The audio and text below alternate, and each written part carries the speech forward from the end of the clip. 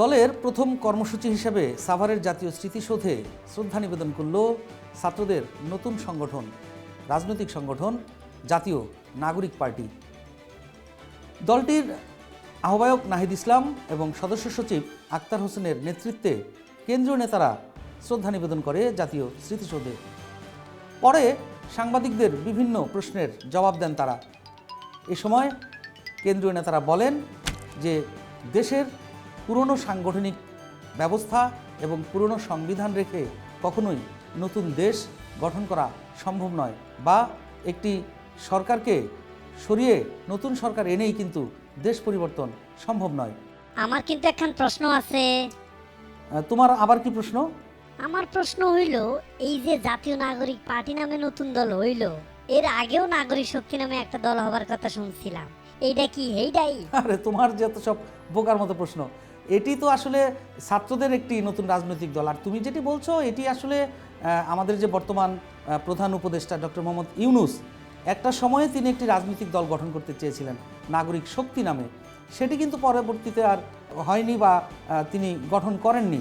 তবে অনেকেই তোমার মতো অনেকেই হয়তো ভাবছে যে সেই নাগরিক শক্তি আর এই জাতীয় নাগরিক পার্টি এক কিনা। সেটি মোটেই এক নয়। এটি একটি অবস্থার কারণে তৈরি হয়েছে। এটি বাংলাদেশে যে 5 আগস্ট পরবর্তী যে গণ অভ্যুত্থান, সেই অভ্যুত্থানের নতুন যে বাংলাদেশ, তারা কিন্তু নতুন বাংলাদেশ গঠনের উদ্দেশ্য নিয়েই ছাত্ররা কিন্তু এই নতুন রাজনৈতিক দল গঠন করেছে। ওই যে বলে না, নামে নামে জমে টানে, তাই মনে হয়েছে।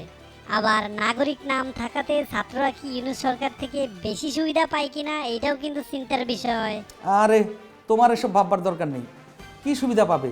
আর ডক্টর ইউনূস সাহেব তো প্রজ্ঞার মানুষ, অনেক জ্ঞানী মানুষ। উনি কি আর সে ধরনের কাজ করবেন যে সেই নামে নামে মিলল আর তিনি ছাত্রদের দলকে সুবিধা দিলেন? আর এই অন্তর্বর্তী সরকার তো বেশি দিন হয়তো থাকবেও না। নির্বাচন আসবে, নির্বাচনে নতুন রাজনৈতিক দল আসবে। ছাত্ররা যেহেতু নতুন একটি রাজনৈতিক দল করেছে, আজকে তারা শ্রদ্ধা জানানোর পরে কিন্তু শহীদ বুদ্ধিজীবী কবরস্থানেও গিয়েছিল, যেখানে গণ অভ্যুত্থানে যারা নিহত তাদের শ্রদ্ধা জানাতে। সেখানেও কিন্তু দলের নেতারা বলেছে যে তারা বাম বা ডান কোনো পন্থীর রাজনীতি করতে চায় না, দেশে মধ্যমপন্থী একটা রাজনীতি করতে চায়। এবং এই মধ্যমপন্থী রাজনীতি মানেই দেশের মানুষকে সাথে নিয়ে দেশের মানুষের আস্থা তৈরি করেই কিন্তু তারা সেই রাজনীতি এই দেশের মানুষের জন্য করতে চায়। আচ্ছা, তা না হয় বুঝলাম, কিন্তু এই যে আজকা স্মৃতিসৌধে গিয়ে সার্জিস আলম কইলেন যতদিন না পর্যন্ত খুনি হাসিনার ফাঁসি দেখছি ততদিন যেন কেউ ভুলক্রমেও নির্বাচনের কথা না বলে, এইটা কিসের ইঙ্গিত? আরে এটা ইঙ্গিত মানে কি? এটি হচ্ছে যে ফ্যাসিস্ট সরকারের বিরুদ্ধে একটি হুঁশিয়ারি। এই ধরনের হুঁশিয়ারি তো দিতেই হবে, কারণ সেই 5 আগস্টের পর থেকে কিন্তু এই ছাত্ররা যা বলছে তাদের কথার মধ্যে কিন্তু একটি কথাই, এবং দেশের মানুষেরও যেটি দাবি, যে ফ্যাসিস্টের বিচার হতে হবে, এই গণহত্যার বিচার হতে হবে। যে কারণে কিন্তু ভারতের সাথে বাংলাদেশের যে কথা চলছে, শেখ হাসিনাকে ভারত আশ্রয় দিয়েছে, বাংলাদেশ চাচ্ছে শেখ হাসিনাকে ফেরত এনে বিচারের সম্মুখীন করতে। যারা এই গণহত্যার সাথে জড়িত তাদেরকেও কিন্তু অনেককেই আটক করা হয়েছে। মানবতা বিরোধী অপরাধের জন্যও তাদের বিচার হবে। ট্রাইব্যুনালে কিন্তু, আন্তর্জাতিক ট্রাইব্যুনালে কিন্তু তাদের বিচার হচ্ছে, শুরু হয়েছে। সবাই কিন্তু একটি জিনিস চায়, যে এই গণহত্যার বিচার।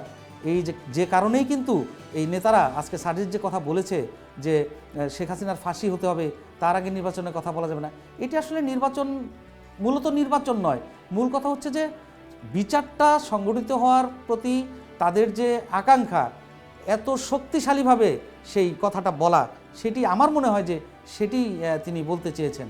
আচ্ছা, সরকারের ছাত্রদের 2 জন প্রতিনিধি থাকার কারণে অনেকেই আলোচনা করছে ছাত্রদের নতুন দল সরকারের সব সুবিধা পাবে, তাইলে নির্বাচনেও কি তারা এই সুযোগ কাজে লাগাবে? সেটি আসলে প্রশ্ন থেকেই যায়। তোমার মতো বোকাই অনেকেই হয়তো এই ধরনের প্রশ্ন তাদের মনে জেগেছে, যে যেহেতু ছাত্ররা নতুন রাজনৈতিক দল করলো, তাদের 2 জন প্রতিনিধি এখনও সরকারে রয়েছে, স্বাভাবিকভাবেই প্রশ্ন আসতে পারে যে তারা সরকারের কাছ থেকে সেই সুবিধা পাবেন কিনা বা নেবেন কিনা।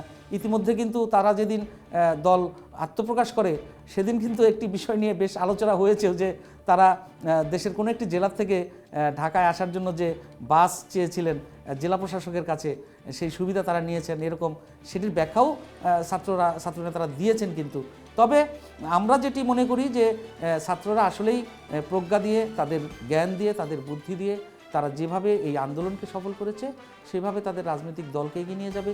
তারা কিন্তু সেই ভুলটি নিশ্চয়ই করবে না, সেটি আমরা মনে করি।